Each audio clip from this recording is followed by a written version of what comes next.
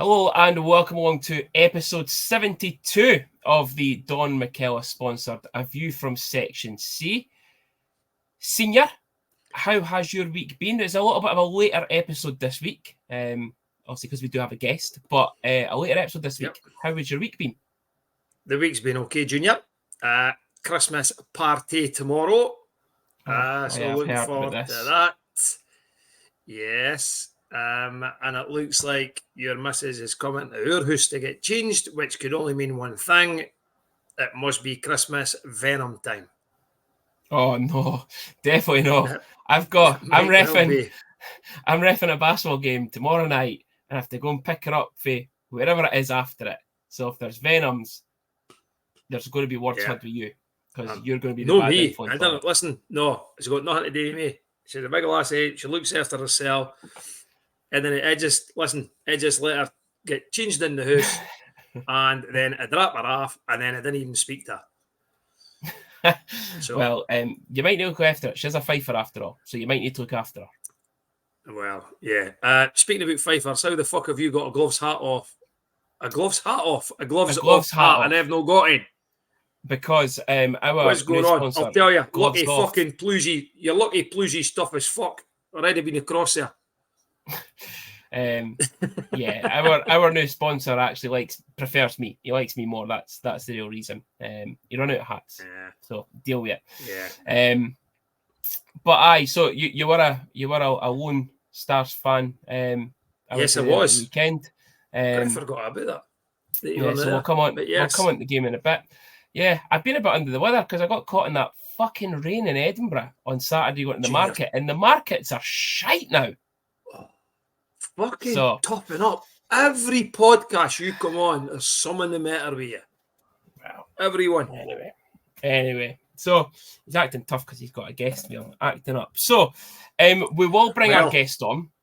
Yes, because he might be able to help me out. Well, you might get put in your place with a wee misconduct anymore of your shite. So we do have... Listen, the shoot shouts at him and his brother. Nothing to do with me. Well, listen, I actually say that he is the better brother when they're officiating. But one thing I will say is, and I think he will appreciate this now as well for his introduction, that he now is no longer the smallest referee in the league. Our special guest is none other than Graham Rodger. I can't believe you went a bit early with the height of To be fair, I did get him during the game, and I did get him to break character.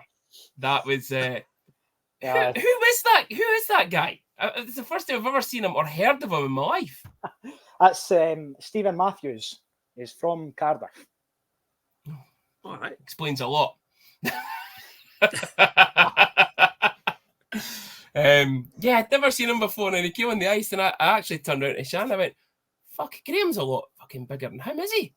God.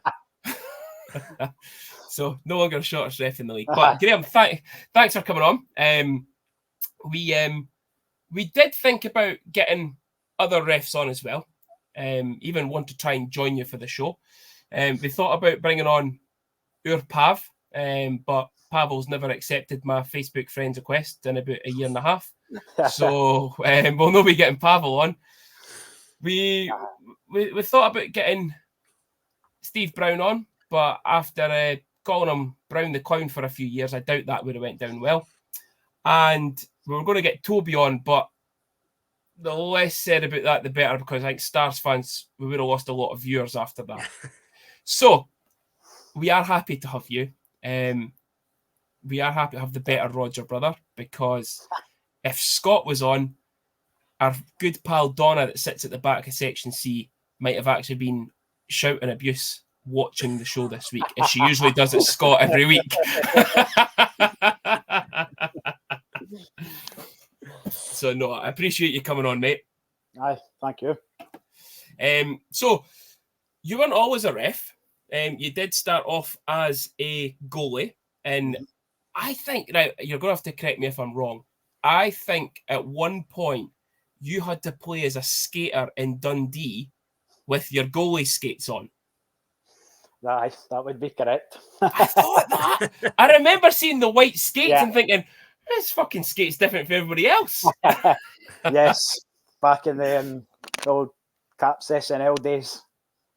Aye, yeah. Aye. So, obviously, playing hockey as goalie, you're even on elite prospects for that. Not many games, but you also did a bit of coaching and stuff as well as a goalie coach and stuff. So, what was it like for you being a goalie and stuff? Kind of starting off in hockey, was that always what you want to do, is play before going to reffing, or did it just kind of transpire from that? I always had, obviously, it's every kid's dream when they start playing hockey, they're going to become professional. That's every kid's dream, regardless of where you start. So yeah, the journey started at 4 years old. I actually started out playing roller hockey at first. Okay. Played roller hockey, I think, until I was probably 13, 14. But I wasn't always a goalie. Okay. So the team I played for, struggling for a goalie one game. Dafty here. I'll do it. I'll go and goal. So I put the old pads on for the cupboard in the rink, and that just started for there. And then you were stuck as a goalie after That's that one chance. One chance, and that was it. Senior, you were a bit like that as well with the football, you know? No, I started as a goalie at the football. Did you start as a goalie? And then got fed up standing there. Everybody else, all your mates are running about enjoying themselves. And it's like, nah, I can't be bothered with this. Especially if you're playing for a half decent team that's challenging, and some of the games that you could be winning at kids level, you're maybe winning 6, 7, 8, 9, 9, and you're leaning on a goalpost. I thought, no, I'm not having this. I want to go and play outside with my mates, and I ended up playing centre half. And looking back now, was probably the worst thing I ever done. I should have just stayed in the goal. Hence why it ended up, when I switched from football to basketball, because I was better off with my hands than what I was with my feet. Mm-hmm. Yeah. Yeah. Well, that's true. But yeah, so obviously you played, when you played for the Caps SNL, you've obviously been with guys like Tyler Plews, Sean Beattie, the Hayes as well. Aye. You transitioned into reffing. You know, what made that change for you? Was it just you thought, nah, I'm not going to make it as a player, I want to go and do something new, or was it always just something that I've always been interested in reffing? I kind of had a bit of a reffing background in me when I was in high school. I helped a lot with the rugby team. Okay. And I ended up doing a refereeing course for the rugby to help out Saturday mornings, because we didn't have a team at my year group, didn't have a team at that time. Okay. So it kept me involved in the setup. And I guess I probably always, after I've done that, I've kind of always had that sort of refereeing instinct there. And it actually started off when I was playing at Fife Juniors. Okay. I played with Fife Juniors to start with. And they used to have the Hockey UK tournament every year, end of the year. And it's obviously getting quite expensive for referees and whatnot. So they said, why can we not do something with some guys that are playing to help out during the weekends? They're not playing. Yeah. So at the time it was Graham Clark. He was the head referee. Yeah. So he done a sort of a miniature course, if you like, just on the basics, so that we could go and help out at those tournaments. For sure. And it just took off for there, basically. And I guess I got to a point in my playing career, I was travelling all over the country with SNL guys, not really playing much, like you said, not really getting much ice time. And I got to the point where I'm like, it's not happening. Yeah. Let's have a go at it. Yeah, and especially when it's SNL level. Obviously, you've seen us. We've been to the Stars games for years, right through the SNL. We go up and see the Comets and the Tigers. I like to still shout some abuse at the Comets games. Well, like, you got to think you guys that are playing at that SNL level, you're traveling up to Murray for games and potentially, like you say, opening and shutting the door Exactly. for the guys coming on off the ice, or going down to Solway on a Dumfries on a Sunday night. As we used to complain about it, going down to Solway on a Sunday night in the pissing down rain and potentially getting pumped and then having to come back up the road. So I completely get that. It's the travel. But it must be also, Graham, when at that level, because it's no professional, right? When the SNL, it's amateur, right? And when you're playing amateur, you're playing it for fun. It's not a job. It's fun. Mm-hmm. And I would probably say we ice hockey, and I've spoke to Gilsey about this, and Gilsey always say that it's the worst position ever to play as a netminder, because 100%. There's always two of you. There's always two of you. 100%. And the guy that's looked upon as the number two, the backup or whatever, if it's professional and he's alongside an import, he will learn so much. But when it's SNL, as Junior says, and it doesn't sound nice, you're opening and shutting the door for everybody. No, and it's no enjoyable, is it? No. And I always said, as soon as you start not enjoying it, then that's it. There's no point. Yeah, totally agree.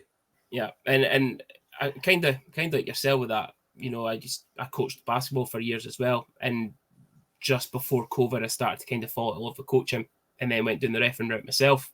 Now part of a refereeing development group to bring on younger refs and get them push them onto BBL up to that professional standard and stuff. So I feel it as well. But how is it for you? Obviously, when you went to being lino and ref, having to then go and ref those guys that you were playing with at some point, because I could still hear Sean Beattie now giving you absolute dog's abuse, skating down the ice. How difficult is that? I think when you first start doing it, it is tough because you're used to being on the same team as him. You're the guy giving the referee the dog's abuse as well, whereas now it's on you. So it is tough to start with, but you've obviously been in their shoes during the game, the heat of the moment, right? Whatever situations happened, you understand how they're feeling. Mm-hmm. So you kind of get why they're pissed at you or whatever. Yeah. So you understand, right? You want to just leave him, let him have his moment. And then there's times when where you're like, you know what, actually, you're being an asshole. Yeah. You need to rein it in. Yeah. Yeah. Right. You can understand it a lot better. Yeah. Yeah. I think it's a good thing when you see ex-players going down the officiating route, because, as you say, Graham, you get it. You understand the frustrations at that split second on the ice. Somebody shouts at you, but you understand it because you've been there and you've maybe done it. Whereas someone who's not came through the ranks and they've suddenly they're maybe a fantastic skater, they've suddenly taken up officiating. They don't understand it from a player's perspective. Mm-hmm. And I see it a lot, certainly at the ice hockey. I think you could probably pick out the guys who have played the game and have played the game for a long time, and those who have maybe not played it and they've maybe just came in, or they've maybe played it for a year and then suddenly thought, I'm going to become an official. Yeah. To me, I think you've got to have that. And I think you get respect for players when you're like that as a person as well. Yeah, aye. And this is one of the tough things, trying to get players to break the stigma of, if you've became a referee, you were a shite player, basically. Yeah. Because that's how a lot of guys look at it. They're like, I don't want to be a referee. That means I was a shit player. When in reality, it's not true. Yeah. Like you say, some of the best referees are ex-players. Yeah. For instance, you look at a couple of guys that played with Edinburgh Capitals. they're up in Yep. NHL now. You've got Yep. was it Sullivan that played at So Sparks? Sully from us, Sully's now a lino in the NHL. He's not done a game. He's actually a fully pledged armband. He is a ref for the NHL. You've got Kyle Flemington that was at Caps, who's on the lines in the NHL nearly every week. So it's like I say it to people when we're doing their when I'm doing their course. I actually did a course last night online with people, and I said that you've got to have a feel for the game. That's the biggest issue. If you've not got a feel for the game as an official, then be honest, there's no point. You've got to have a feel for it. Yeah, that's a big thing as well, is having that feel and knowing when to start reining guys in, or when to say, you know what, these boys have got it. Let's just let it go. Yeah. So obviously you started off as a lino, worked your way up. How different is the jump? So we speak about it from a player's point of view. So the likes of Ben Brown, Johnny McBean and all that, stepping up for the SNL, EIHL into the Elite League. What's the jump like as an official going from your SNL levels up to your Elite League? Because you're now going from, say, amateur into professional. Yeah, it's massive. Like, I'm not going to kid on it, it's massive. Like, my first full season, I was like a deer in headlights. Just because everything is so much faster, much more pressure on you. Like, it's guys' jobs on the line. Yeah. Like, face-off wins, whatever. Like, that's what guys get jobs on. So you've got a lot more pressure on you. Everything is just so much faster. Yeah. And a lot of stuff, it's probably more obvious when you're calling stuff at SNL, whereas Elite League, there's a lot more, like, guys know, right, I could do this here, or like, so. And I think you've even got time to think in the SNL, I think. You know, like, someone crossed that blue line, you think, actually, that was offside. We've last week's show, if you know, I know that you probably won't tune into the podcast. Last week's show, we were very critical of our linos that game, and I think it is that the game is too quick for them sometimes, that they don't see the offside. It's like they need a second to think about it. Is that offside? Is it not? Whereas SNL level, you've got that time to think about it, actually know what you are.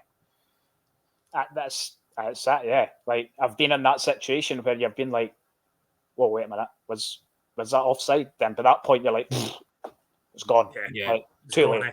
Yeah. What's it?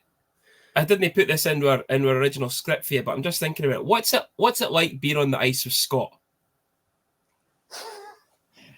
You know what? I think the first game we done together, it was a 5 game, a pre-season game, I think. So baptism with fire. I guess like the first sort of season, I was kind of more established than him, and I guess I was kind of helping him along the way. Yeah, but I think it's just another guy, really. That's the way I look at it. It's just another guy. Like, it's just like having Ian Lewis, Dolan on the line, or Reg on the line. Like, if I'm being honest, now that I'm a referee, I very rarely pay attention. Yeah. I very rarely pay attention. Yeah.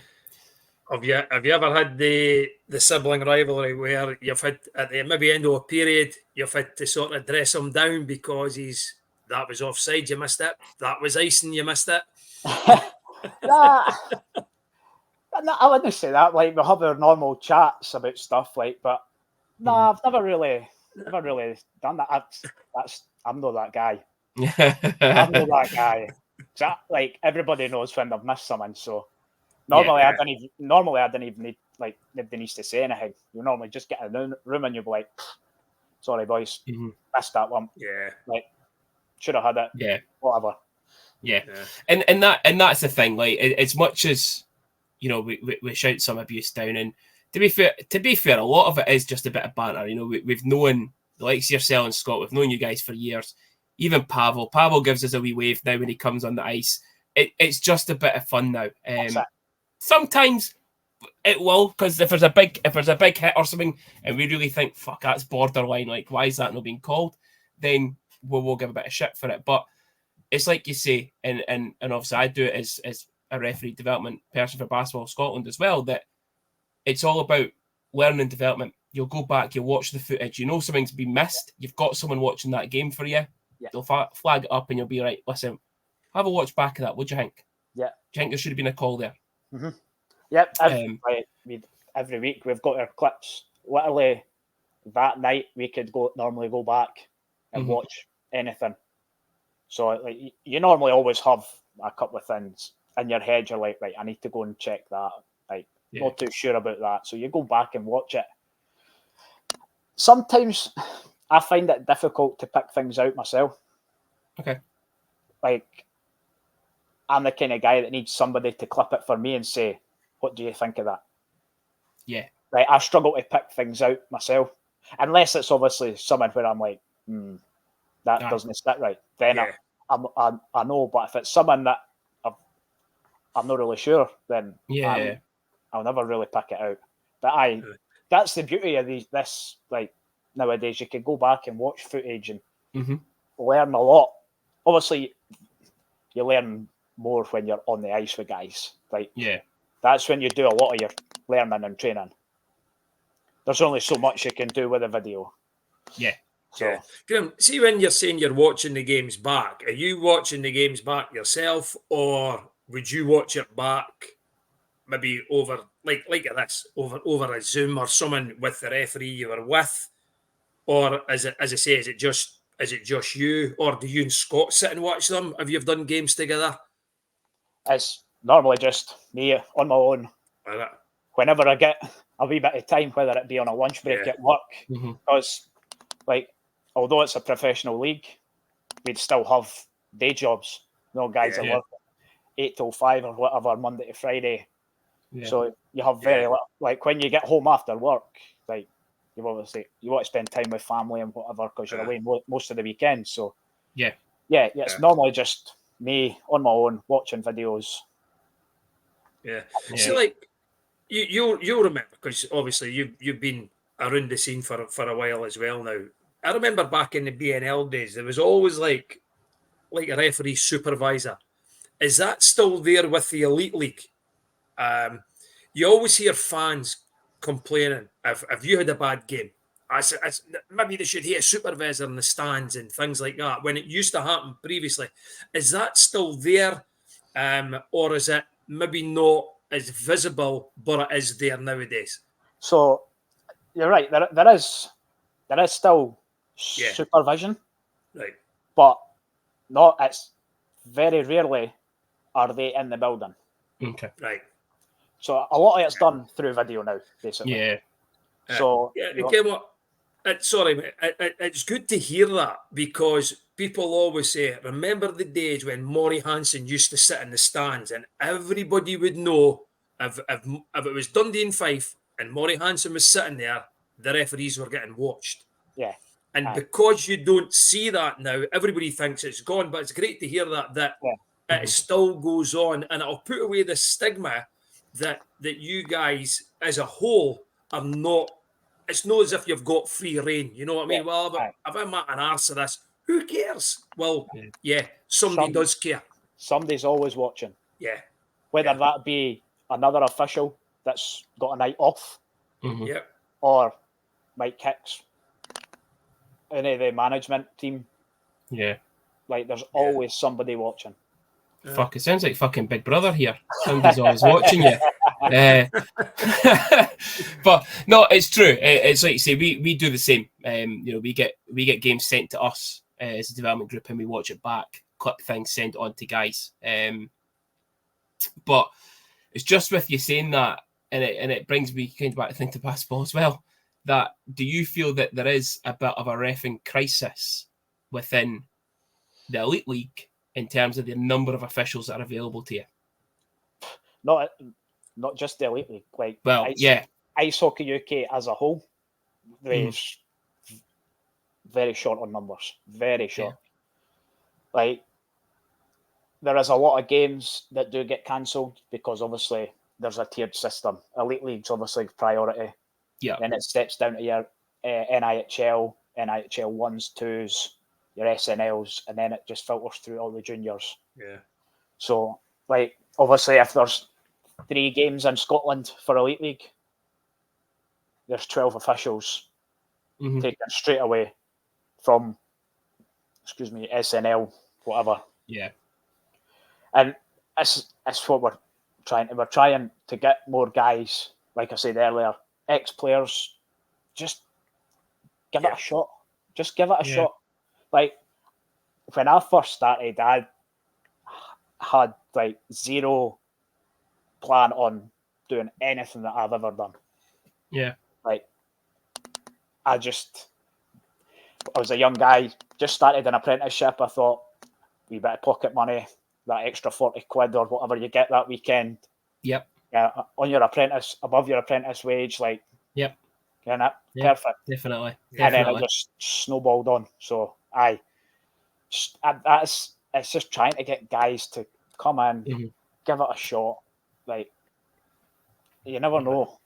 Like, If I didn't have such bloody brittle ankles and had to go AB Sports Performance every bloody month, and he hadn't had major surgery on his knee, major keyhole surgery, we'd be on that ice. Getting the abuse fee, Donna up the back.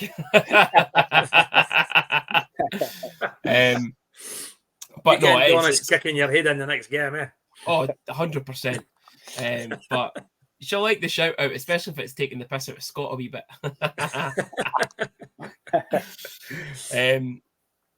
But just thinking about that, obviously, because you still do a lot of SNL stuff when you can. So when you're at that, when you make that step down, so to say, because you're coming down the level from Elite League to the SNL, you're usually with someone who's on a lot lower caliber than yourself who are on the lines, and obviously there's just one ref. There's no 4-man system. It's one ref, 2 linos. Do you take that opportunity to coach them more, or is it, or are you still turning up and just thinking, right, I need to do my job and I'll help out where I can with them? I mean, like, if I'm coming down, there's normally a kind of guy who's on the fringe, who we're maybe looking at for future years. Okay. So they try and obviously get like guys that step down to work with guys who are maybe prospects, or they're looking at them to see, like possibly not.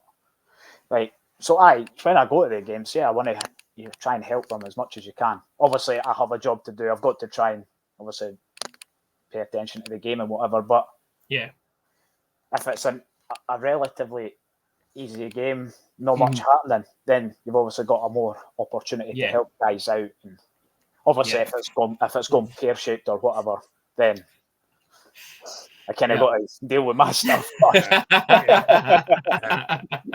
Graham, see, what is it like when when you're in the Elite League and you've got the 4-man system?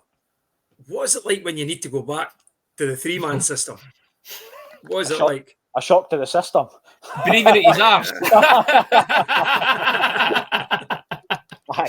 Aye, pretty much. No, it is a big change, obviously, because you've got everything to watch then. You've not got specific areas you're looking at. 4-man system, the low guys watching the net, high guys watching what right play and what's going on. Whereas 3-man, you're watching absolutely everything. Yeah. Have you ever, in your Elite League sort of refereeing career, have you ever had to go if somebody went injured? Have you ever been on your own yet at the Elite League? I've seen it happening before. If someone's happened and it's like, we need to go to the 3-man system. No, I think we had one maybe for like a couple of minutes or something in Dundee. Right. I'm sure it was last season actually. And it was a burst finger or something. But it was only like a couple of minutes. I've not actually had that a reasonable period of time. Touch wood. Tied. Yeah, exactly. Yeah. Seniors just jinxed that. Obviously, we've spoke about being on the ice with Scott, but is there anyone that you prefer to partner up with? Is there someone that you really see as a bit of a mentor or gives you a lot of good advice when you're out there? Everybody helps everybody. Like, it's kind of, I wouldn't say I've got a standout guy that I like to work with.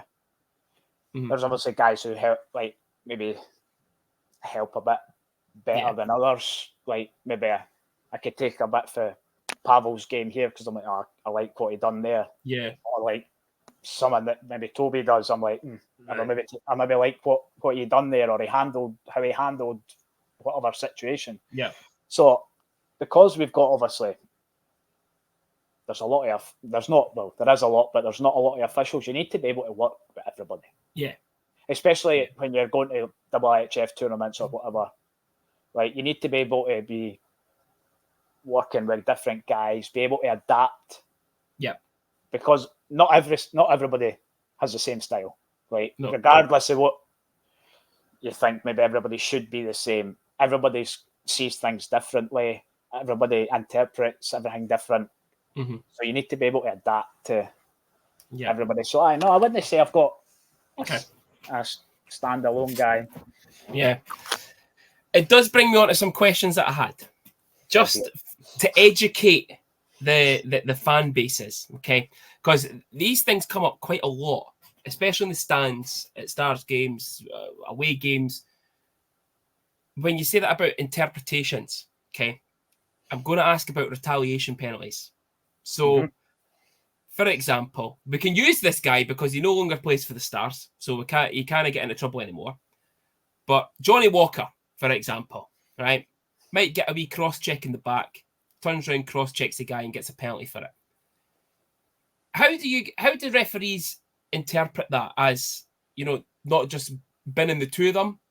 Or is it because he's retaliated, it was a wee cross-check, he's retaliated, right, okay, you're going. What's the thought process? So normally, like, you always catch the retaliation. Yeah. Like, regardless, you're always catching the retaliation. You're never like see the first thing. Yeah. So you see that / cross-check, whatever it is, and you think, well, that's a penalty.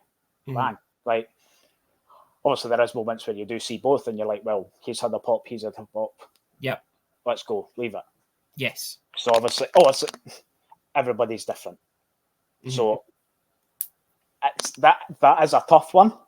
Yeah. Because obviously if the guy has slashed whatever and then the guy has another chop back, like, it's tough. But that the other guy's got to be smart and say, well, you know what? You've had a pop at me, I'm going to save that for later.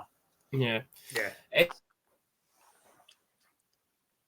Is there any guidance from kind of the top to be like, well, if he's given a wee dig,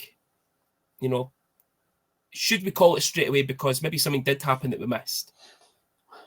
I wouldn't say there's maybe no guidance. It's more about game management. Yeah. Mm-hmm.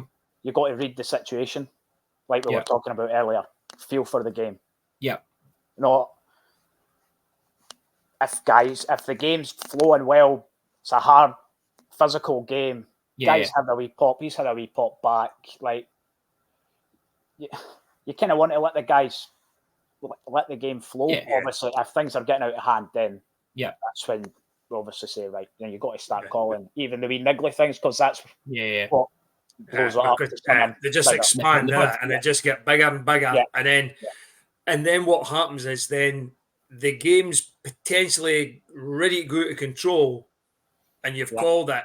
And then that's when you get it because, well, you should have called it 10 minutes ago. You've let it go for the last 10 minutes. And that's when Junior's always up. Getting your shit on.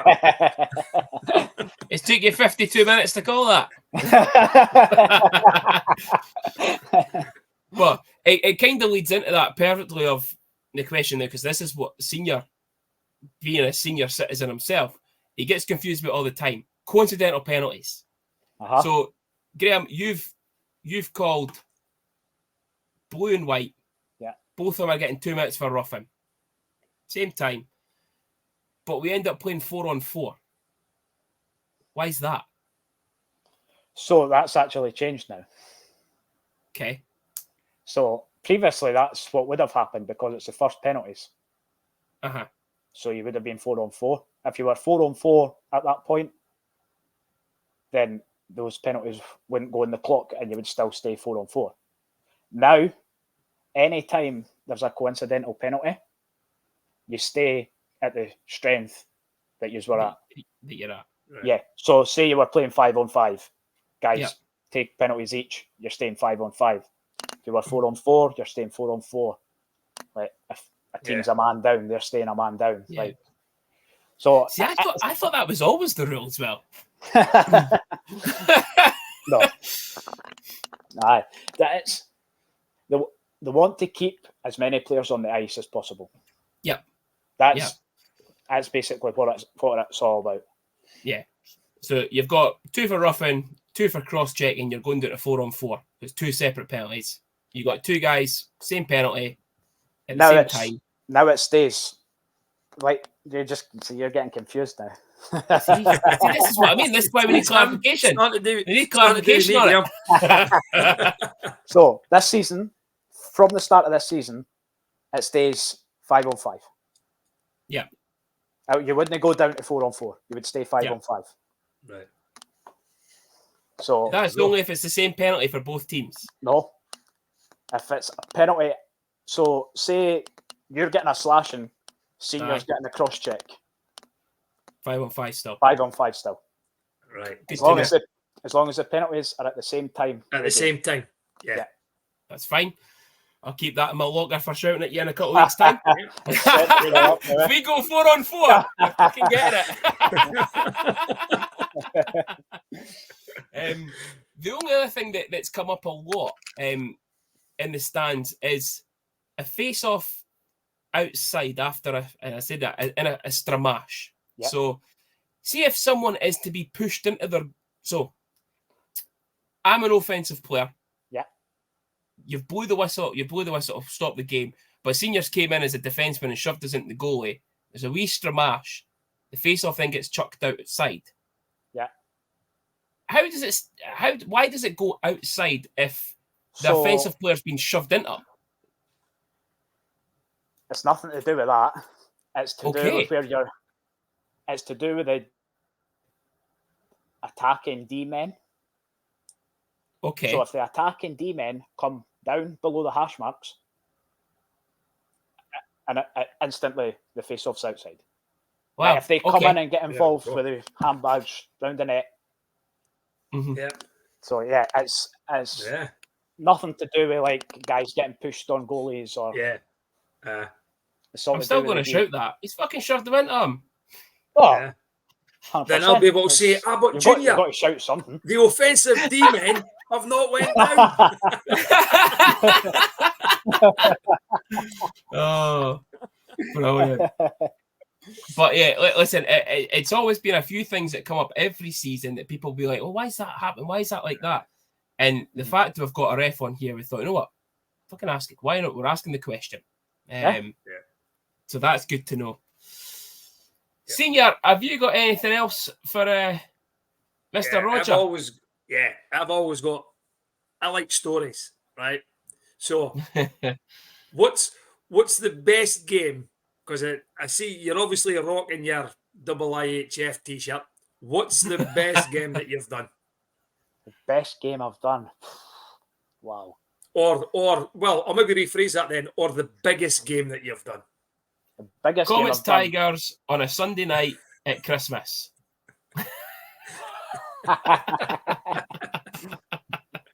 Oh, 100%. No, the biggest games has to be probably my first World Championship game. Bulgaria, just before COVID struck, I was off to Bulgaria for my very first World Championships, which was as a linesman. And was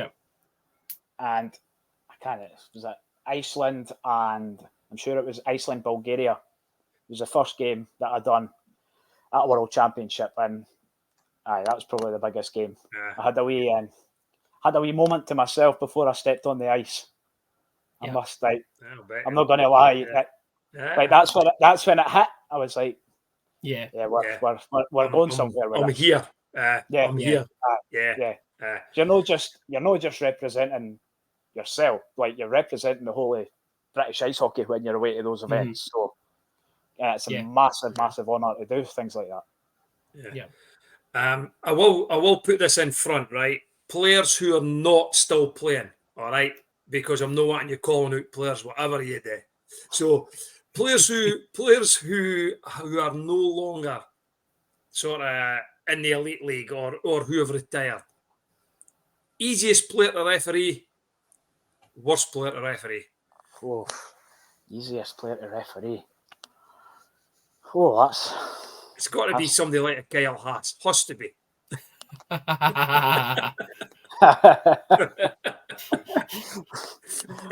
Probably because you knew what was happening. There you go.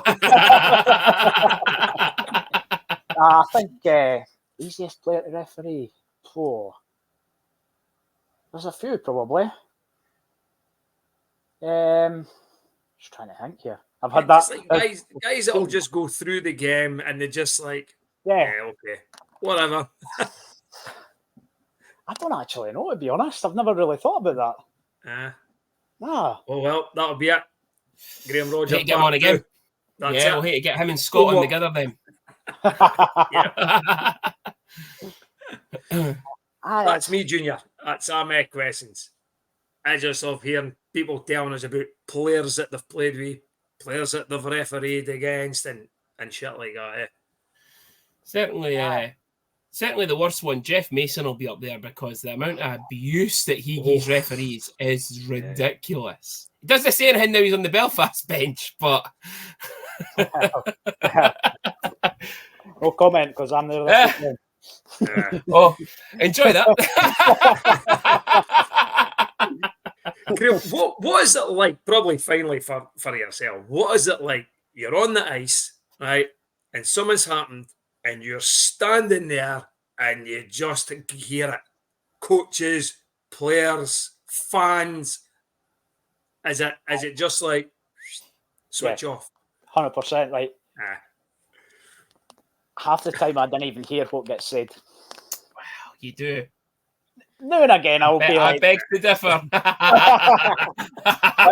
Like, in situations like that, like, you switch off. You're like,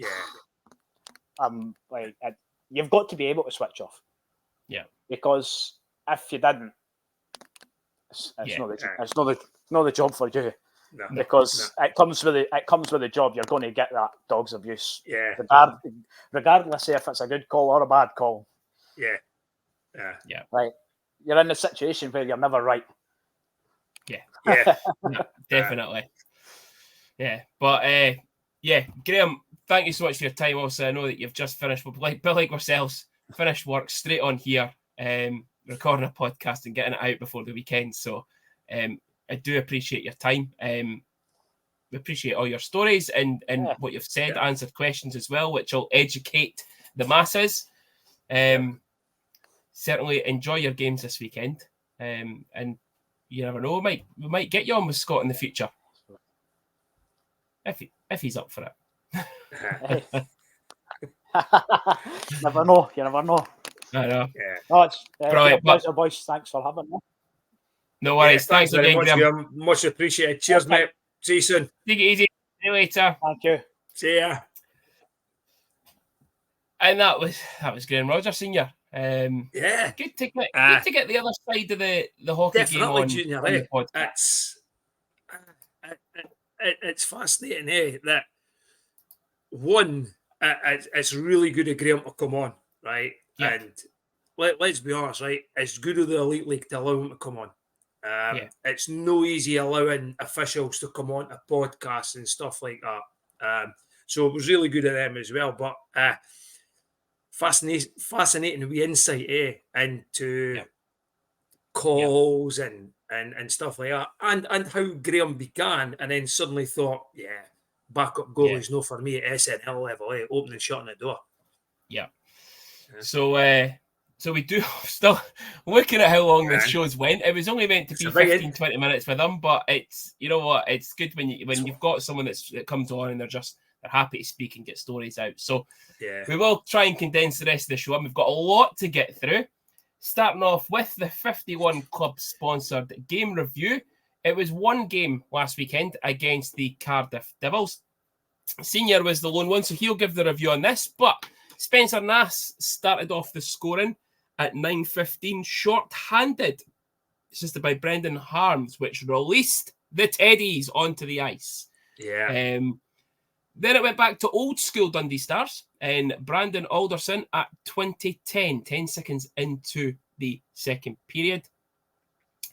Cardiff made it 2-1 through Justin Crandall at 25:40. The Stars equalised at 27:01. Again, Nass assisted by Harms. Cole Sanford, 36:14, restored the lead at 3-2. And then that empty net goal by Justin Crandall at 58:56. First thing I'm going to ask, Senior, is that a call? The empty net goal. Is it a call? Of course it's a call. It's either tripping or it's interference or it's kneeing. Me personally, I think it's tripping. I says to Hunty on the way out, right? If I put tackles in like that when I was playing in front of Hunty at Tayport, right? Hunty would have saved me than what went in, I'll tell you. It was it was near enough a sliding tackle he put in. And unfortunately, that's what the game will be remembered for. Yeah. Because I thought we played really well. And we're competing against these guys now, right? Certainly the Cardiff Devils. Sheffield again this weekend might be a different kettle of fish, but that's 2 games at home against Cardiff. We had a daft spell against them the first game, and in this game we were always in it. They scored. The Nass short-handed goal was a thing of beauty, by the way. That was a fantastic goal. I watched the highlights. Yeah, what a goal. And then the score after 10 seconds, we lost the face-off. They went down the ice and scored. We just never woke up. And then the second and third goals were just fucking lucky bounces. It was any of the things where they threw it and it was just going in. And you're sitting there thinking, how on earth has this puck went past Kevin Carr? It's deflected, it's bounced. But even at 3-1, I was thinking, we could maybe still get something out of this. When it went to 3-2, I actually thought we are getting something out of this. I thought we'd have got them, we'd have took them to overtime. We will never know what would have happened if the call was made and we went 6-on-4. We just don't know. Yeah. It could have finished 3-2. It could have finished 3-all. It could have finished 4-2, as it did. But the whole game is now balanced on that missed call. Yeah. I did listen, obviously, to our good pals. You, especially your good pal, he gives you shite quite a lot on Twitter, on the 3-on-3 podcast. I did listen to their part, and obviously them saying that they think Dryden was expecting the hit, and that's why he went down, or something along those lines. And I watched it back numerous times, obviously before the show and before I heard that, and then I watched it back again today on my lunch break, and you see it. Dryden actually, he tries to make a move with the puck. He actually misses the puck, but it goes through his legs anyway, and it's like he's a way to have a wee deke round him. But he can't because the leg hits his leg straight away. You say trip, but I think interference. For me, I think it's an interference call. But yeah, for me, although I wasn't there and I've not got an opinion because, as you say that, no opinion, no driving, no opinion. For me, it's it's got to be a penalty. I think so. It's a big play. So. Definitely. Love to see the coach get kicked out for it. Yep. Fucking love that. You've got to have your team's back. Absolutely love that. So do I. And I'll tell you, when it happened, and obviously Dryden had a word, right? And you look at the clock, you know what's going to happen, and you just knew Dryden was getting kicked out of that. he was just going to go. Or did Dryden get kicked out? Well, I think he got a 2-minute penalty, but you know what I mean. Oh, okay. But like what I'm saying is, Dryden, he was not letting up. He was not letting up, and he kept going back and back till he got the misconduct. It was like he wanted it because he didn't want to accept what had been said to him. So, like what you're saying, loved what the coach done, also loved what the captain done. The fucking two of them.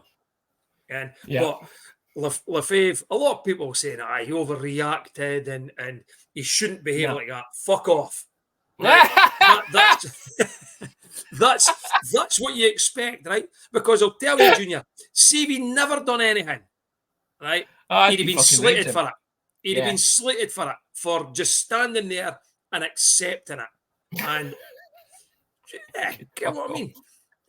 I just looked down and I just seen the stick going on the ice, and I'm thinking, how did that stick suddenly got on the ice? Actually, it was only when I watched the video, I actually thought he broke it on the bench and threw it. But luckily he didn't throw it. The stick just broke. But see when it happened, right? And you came where we sat, right? When they gave the goal, every Stars player, every one of them was standing, banging their sticks on the board. Every single one of them. To make a point that they were not happy. Well, I'm just saying, they're fucking lucky I wasn't there, because I think I would have lost my shit. I would have lost my shit. Yeah. Drum would have been on my head. Only one game of the weekend, so that results in the table looking like this. So Stars now, it's again, we've spoke about how close it is this year. Stars now down to 7th after being at one point top of the league 2 weeks ago during the game after being 1-0 up in Coventry. Stars now down to 7th, still on 17 points through 17 games. Same as Belfast, same number of points as Manchester. Manchester got a game in hand. Same number of points as now Coventry, who were bottom of the league last week. They've got 2 games in hand, only 2 points behind third place. Braehead, North Renfrewshire, Paisley, the Rangers, Celtic, Glasgow Clam. Nottingham now down 9th, and Fife now bottom of the league. So it's ever changing. I know we look at this on a weekly basis, and it is going to keep changing like this every week, but 7th place still 2 points behind third. Still can't grumble about it. No. And you can't grumble because they're that tightly packed. Yeah. What I worried a few weeks ago, right? And I thought about it since then, and I'm thinking, you know what, this might actually work in our favour. We've had a lot of games against the top teams recently. Yeah. So we had Cardiff last week. We've got Cardiff away this week. We've got Sheffield at home this week. It was Sheffield the other week. It was Nottingham the other week. So I looked at those games and thought, are we going to pick anything up? Whatever we pick up will be a bonus. And we did pick up a few points here and there, and we're still in amongst it. We've probably lost more of those games than what we won them, but we're still in amongst it. And now look, after we get out of that, we begin to get in amongst the teams that we as fans, we expect to win. You know what I mean? Yeah. And I think if we're still in amongst this bunch, you never know, in a 3, 4, 5 weeks' time, we could be back at closer to the top than what we are to the bottom again. So, yeah. Yeah. So, yeah, as Senior says,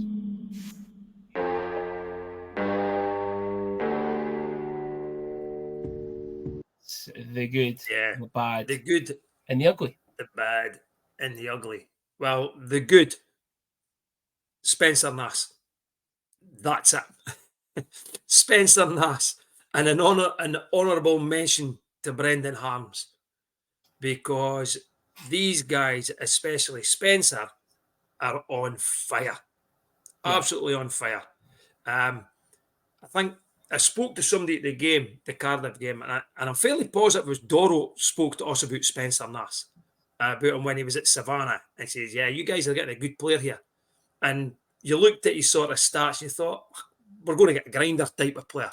Mm-hmm. He is certainly a lot more than a grinding type of player. So I think the performance for last weekend of Spencer, man of the match, he was the guy that scored the goal to get the Teddies up piling on the ice, and it was great to see so many Teddies firing on the ice again. So he's the good. The bad is the call. It's as simple as that. I'm not the only.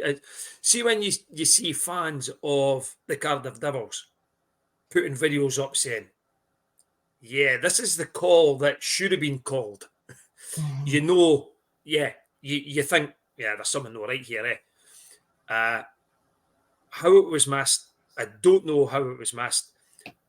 The only thing I could guess at is there wasn't a lot of penalties called during the game.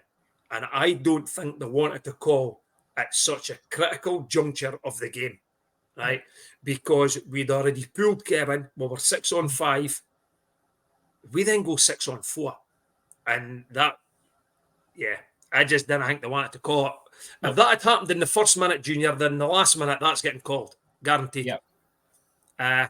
The ugly, and I'm sorry to say this, but the ugly, you weren't there, Junior, there seemed to be a bit of a stramash, it's I'm going to say, around about the referee's dressing room, right? Don't know what happened. There was the barriers that block people off, etc. We're rocking back and forward. People sort of were going towards the referee's dressing room. I'm not saying anything happened. I don't think anything happened, but it just didn't look right. A lot of people thought there was people trying to get in to get to the officials now. That's just that's a fucking no-no. Doesn't matter what you think, right? That's an absolute no-no.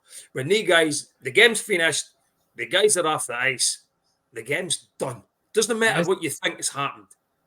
It wasn't Tommy Mitchell again, was it? No.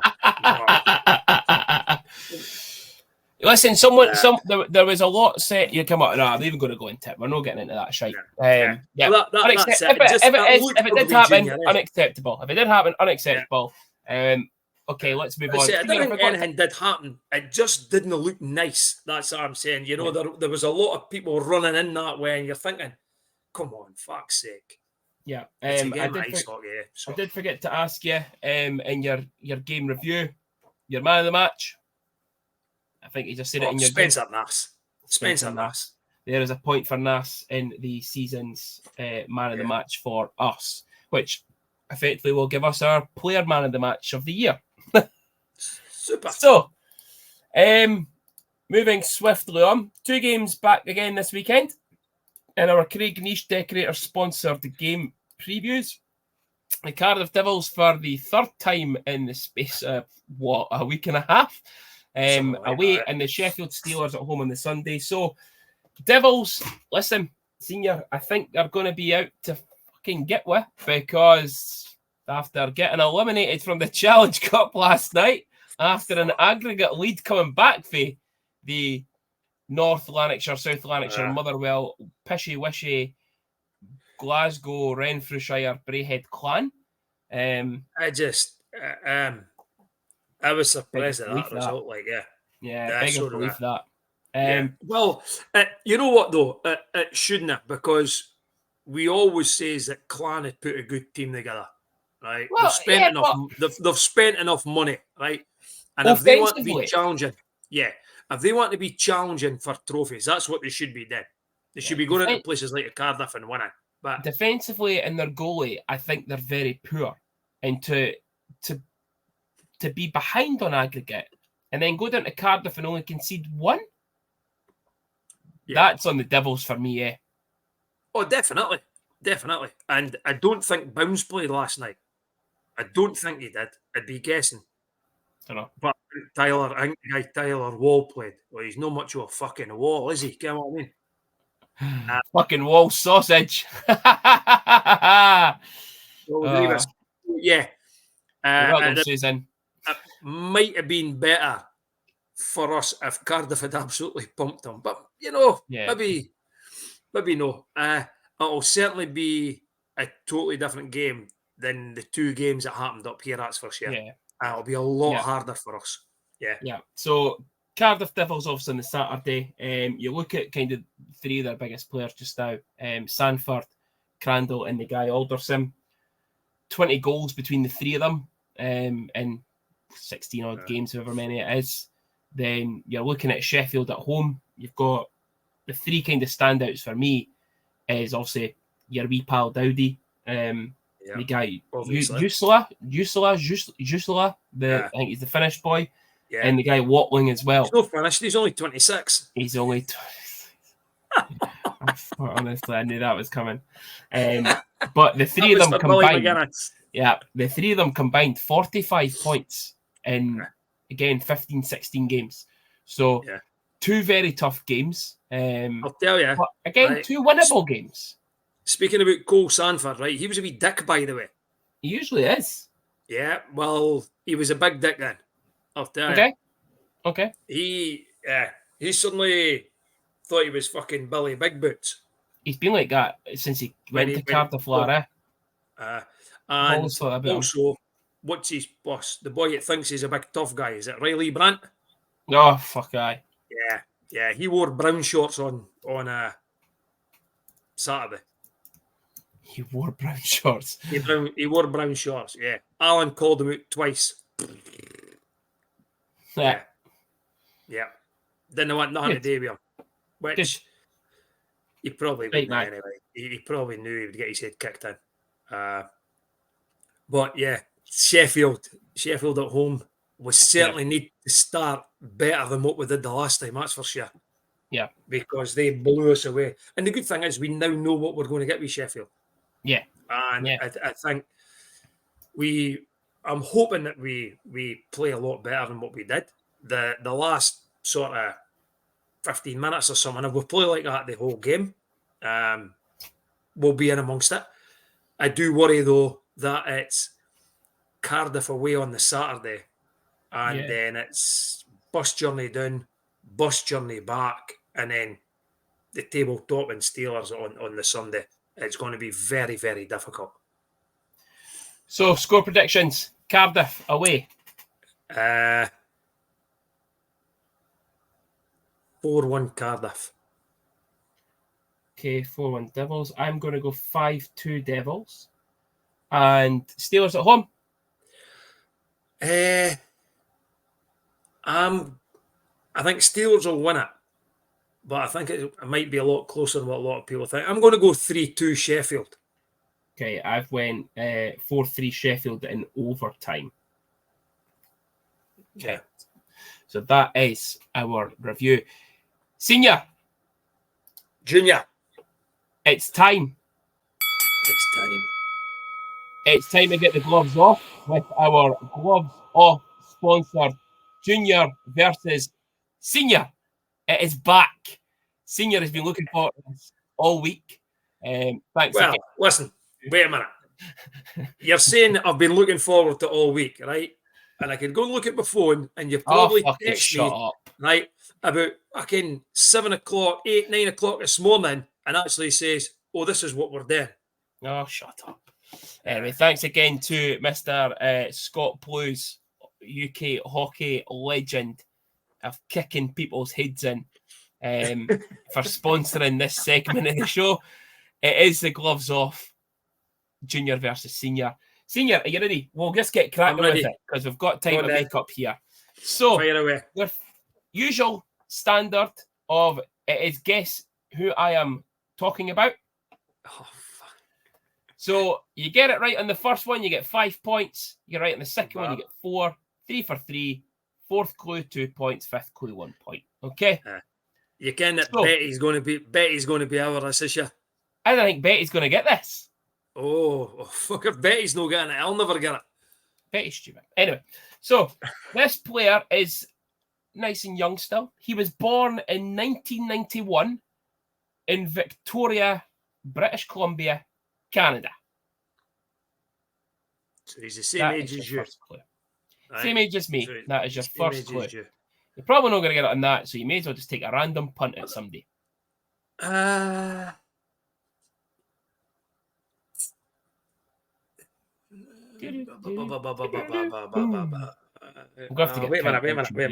minute. We're going to start Brett Switzer.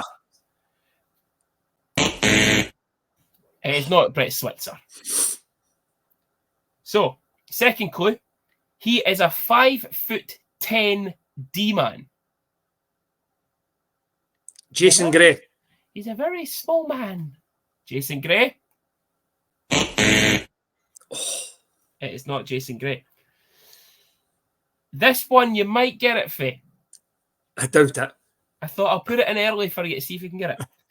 In the 2017-2018 season, he scored the overtime winner against Fife. Sidebar, it was one of only 6 goals that he scored in his time for the Stars. What season? 17-18. That's still going to make a difference to you.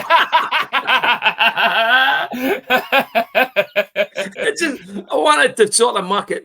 Yeah, what year was it again? Oh, yeah, that year, okay. Just throwing it there. Junior, I can't even mind what I played in 17-18.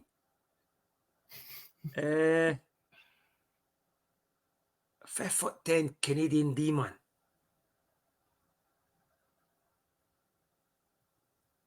Nah, fucking no chance. Go then. Guess. Can't even mind what D-men we had playing back then. Let's Craig Sescon. Craig Sescon. The fucking size of that boy. It's 5'10". Okay. He finished his career with the coronavirus Brasov after leaving the Stars and playing nearly 4 seasons in Romania. Still means fuck all to me. Honestly. I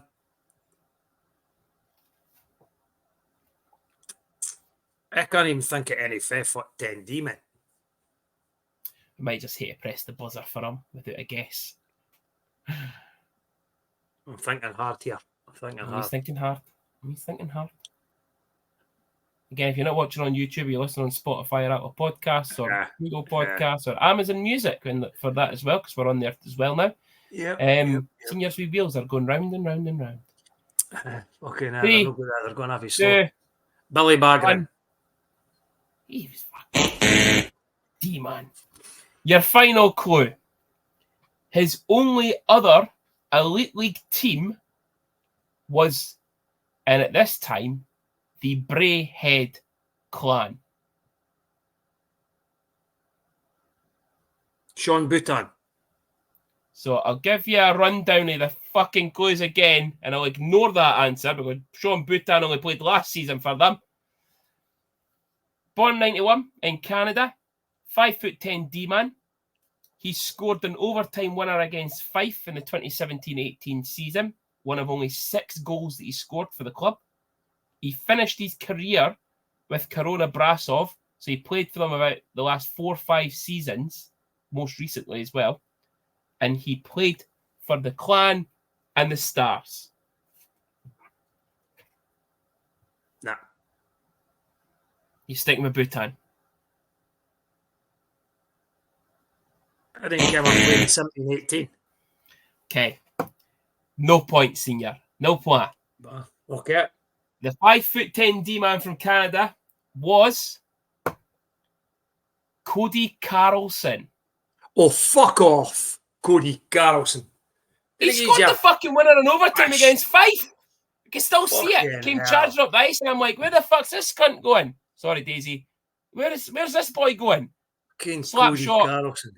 Top corner. Many games did he play for the Stars? We're going to have to start putting fucking things on it. It'd be lucky if he played about 10 games. He played near enough a full season. Oh my God. Let's find out right now. Honestly, I'm telling you, that's the clues you've come up with. Shocking. You're first game back, right? And you're shitehousing already. Shitehauser. I told you where he fucking played. I told you his height.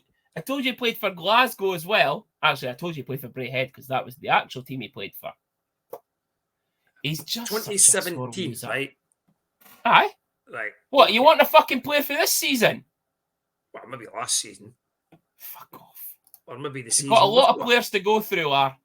Exactly. Oh, dear. Oh. Anyway, we'll So, move on. on that note, the fucking move gloves on. are off. The We'll move gloves are on. off.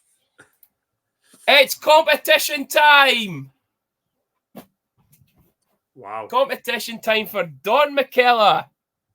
So, we are doing a little special Christmas voucher for the lucky winner. Now, because of all the issues... Is it What to you would guess say? how many? Is it to guess how many answers they'll get right? If you say none, everyone's going to be correct. What I was about to say was, because of all the issues we had the last time with a View from Section C Facebook page telling everyone that they won, we're going to have to word it very differently on social media, and we're not going to say that it's a competition or you'll win vouchers or anything like that. The post we'll put up will just ask you to post what the competition's going to be. So basically, what I want you to do, we've done this before, and it was really, really good. We want a picture of you or your children with their favourite Stars player from this season. Okay, so I know that, players are always out and about, away games at the buses, they're taking pictures, standing waiting at the end of games at the cafe. You've got the after-match autographs and stuff. So we want you to put in a picture. So I'll put a post up, and it'll just to say, please post. I'll put in, it's Don McKellar, and then please post a picture of you or family with their favourite player for this season. And I'm not even putting the word competition, voucher, win, nothing. You all know what it is, right? From telling you on this. I'm not having to sit and go through fucking Facebook again, deleting everyone's comments and deleting the report on the page and everything. It was a pussy. Okay, so put it in. We will close it. That'll be to be confirmed. I think we'll do it just before the next show, which will be next week. Get them in to the post. Once you've put them all in, we'll put you on that random name generator wheel. And then obviously the winner of that will get a £25 voucher to spend at Don McKellar as a little Christmas gift from us at A View from Section C. We're just giving kind of guys, are we? We are. Yeah, we are. So pictures of you, family members, your kids, nieces and nephews if you take them to the game, grandkids if you're taking them to the game. Get your pictures of your current player this season. Okay, so I will allow pictures of Craig Garrigan, Chris Ingles dragging down Craig Moore from last season and Johnny McBean, but I will not accept any pictures of Mark Lefebvre from the first time he was here, for example. Okay, so it must be from this season. All right. So that is your competition. Junior. Oh, I'm tough too, right? Got to be in it to win it. You got to earn this prize. Earn it. On this day, Senior, you living on this day? Oh, I do living on this day, Junior. There was absolutely no signings. There was no leavers, and there was no birthdays. There was a lot happened this week, though, in signings and that was your brother's birthday. That was yesterday. And it was your nephew's birthday today. Yeah, well, there you go. Birthday today. There you go. Yeah. But there was a couple of leavers and a couple of signings on this week. Sean McMorrow was one that left.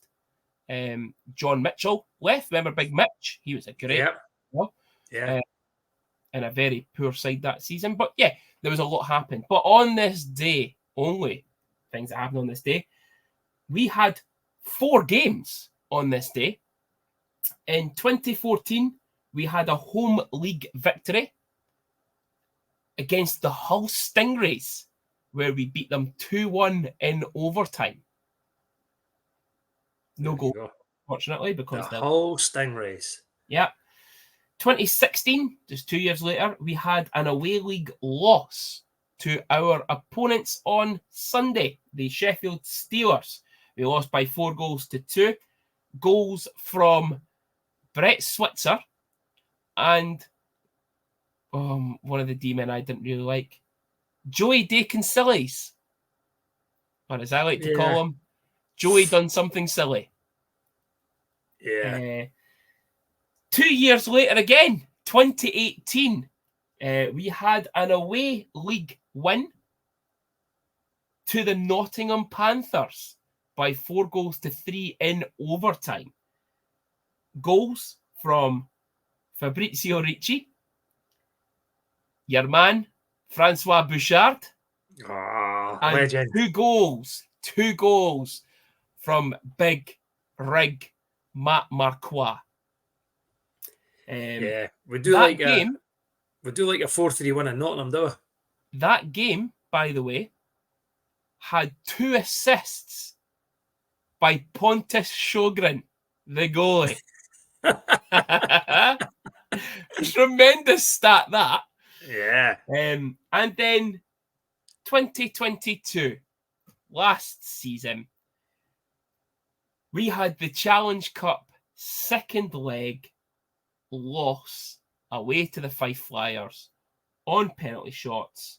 It ended up being 5-4 on the night, 9-8 on aggregate after goals from Ben Soke, Carter Folk, Elijah Barriga, and now current Fife Flyer, Johan Eriksson. Yeah. So, that is on this day. Yeah. Some top players in amongst their names. Bouchard, Marquardt. Yeah. And I really, really liked Ben Soke. Yeah. Really liked Soke. Yeah. But, Senior, that's us for this week. Again, we want to thank all of our sponsors as normal. Our title sponsor, main sponsor, Don McKellar, again, for putting in a voucher for the listeners. Again, I shared something during the week. Listen, get your arses down there. Support local businesses where you can. 51 Club, again, for sponsoring our game review. Craig Niche Decorators for the game previews. And also our new sponsor, Gloves Off, for sponsoring Junior versus Senior. A big thank you to Rodger, Mr. Graham Rodger, for coming on the show. Great to have a referee's perspective. Yeah. Thanks for Senior for turning up and not having any technical issues this week. The first for everything. And again, thanks to all the listeners as usual. And Junior is back this week. So I'll see you on Sunday.